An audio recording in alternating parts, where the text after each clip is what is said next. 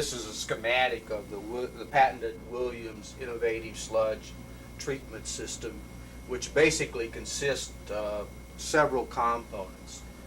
Basically, there's a grinding circuit, a combustion circuit, and then basically a cleanup of the gases produced during the combustion and drying, and the exhaust to the atmosphere.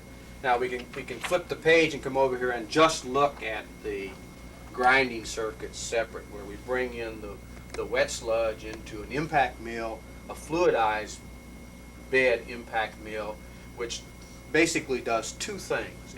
It does a pre-grind of the material. It also brings hot gas into to support the fluidized bed to dry this wet sludge coming into the system. So coming out the top as a function of the terminal velocities of the particles we produce, we take off the size particles due to this terminal velocity with the moisture and the recycled gas that we produced in the mill. The drying process, in other words, produces moisture.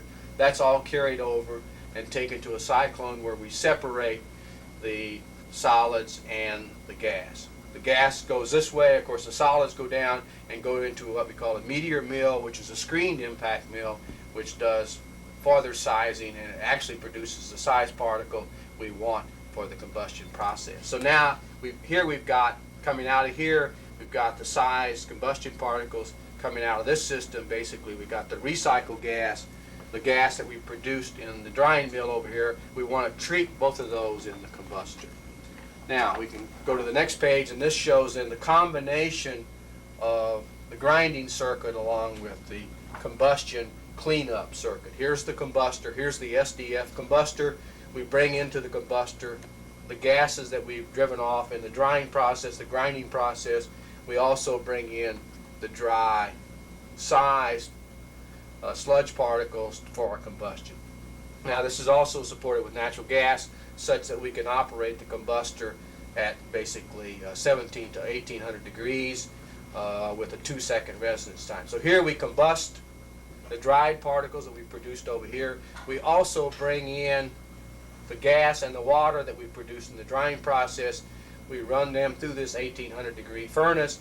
We sanitize the total product, plus we produce an ash product here, a sanitized product here at basically about 1500 degrees Fahrenheit. Part of that gas is taken over to run the drying circuit. The other part of the gas is brought up to a primary heat exchanger, where we take off the hot gases to save energy and supply air to the combustion process. But that's still not cool enough. We have to have another heat exchanger where we just bring in fresh air, cool the gas such that we can meet the temperature limitations of the baghouse. Basically about 350 degrees Fahrenheit. So the secondary heat exchanger does nothing other than just to cool the gas to meet the requirements of the baghouse. This is a place that we can take a look at in the future, and because we're throwing away an awful lot of energy right here, and we could actually produce some power there. But anyhow, the cooling gas is sent to the stack, as well as the gas that passes through the baghouse and enters the stack as well. So this cooling gas basically dilutes the stack. Here's the exhaust from the system. Down at the bottom then of the combustor, coming back to the combustor, we bring the ash off. We also bring the ash off the baghouse. We transport that to a system, store it, and that's the material that goes to the baghouse. In summary, that's a quick view of the total system, including the drying part, the milling operation, along with the combustion operation. Then finally, we add in a recycle loop just for further safety and for better operation. And as well, here we show that we also have natural gas coming into the system to make sure that we have, if we don't have enough energy in the sludge, we add natural gas to the system to maintain our proper temperature in the combustor.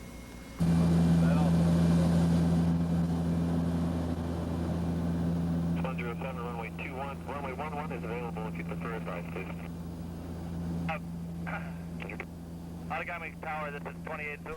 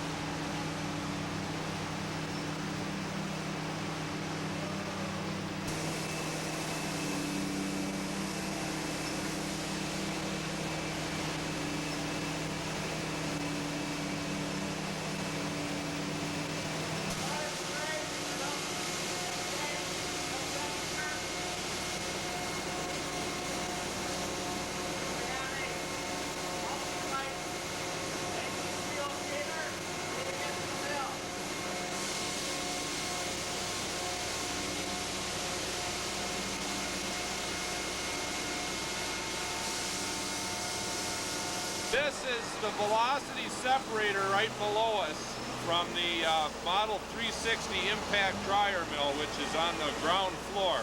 The dried sludge and the hot air come up through this separator. The dried sludge and the gas come through here and go to the cyclone separator. Now, inside this cyclone separator, the dried sludge is separated from the gas. The dried sludge falls to the bottom of this separator and goes through the rotary valve right down there on the floor. From the rotary valve, the dried sludge goes to the Meteor dryer mill, gets dried one more time with drying air, and then from there it goes to the sludge combustor.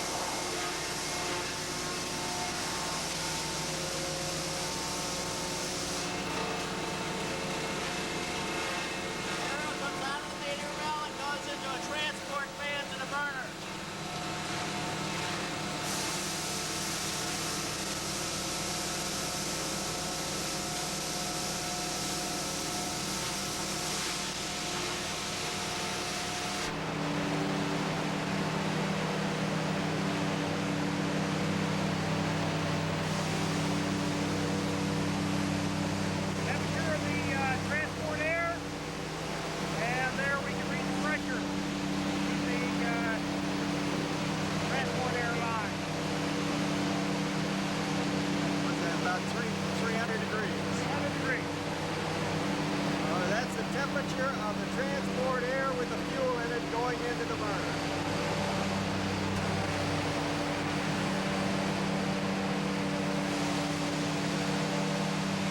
Okay, what do you got here? Okay, this here is the sludge input into the burner. In here, got the secondary combustion air, ambient air coming into the burner that goes into your inner air zone.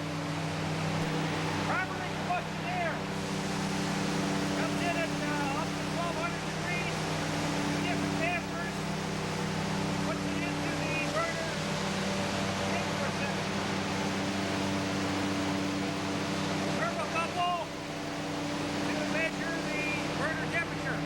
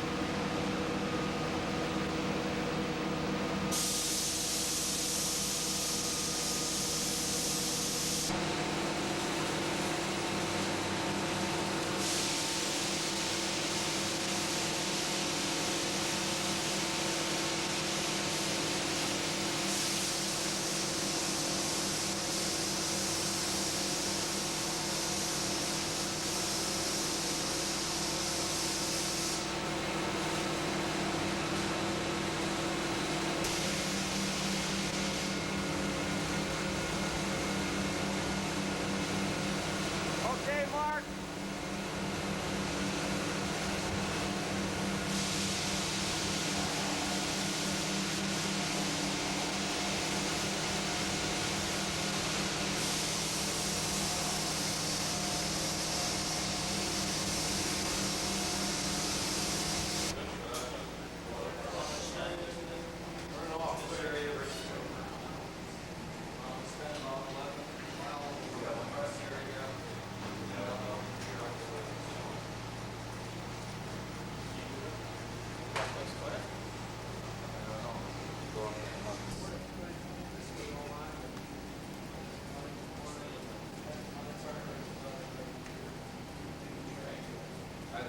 screen shows all the current temperatures in the furnace, including the burner temperature, 2 thermocouples located one above each other in the furnace, the baghouse inlet and outlet, and also the furnace draft pressure, currently negative 2.7 inches. Any number of trends, horizontal or vertical, or annunciator screens can be pulled up with the quick view option just demonstrated, instead of having to define which loop or which group that you want to call up. We can also call up the gas valve quickly to show how much gas we're currently using in the furnace.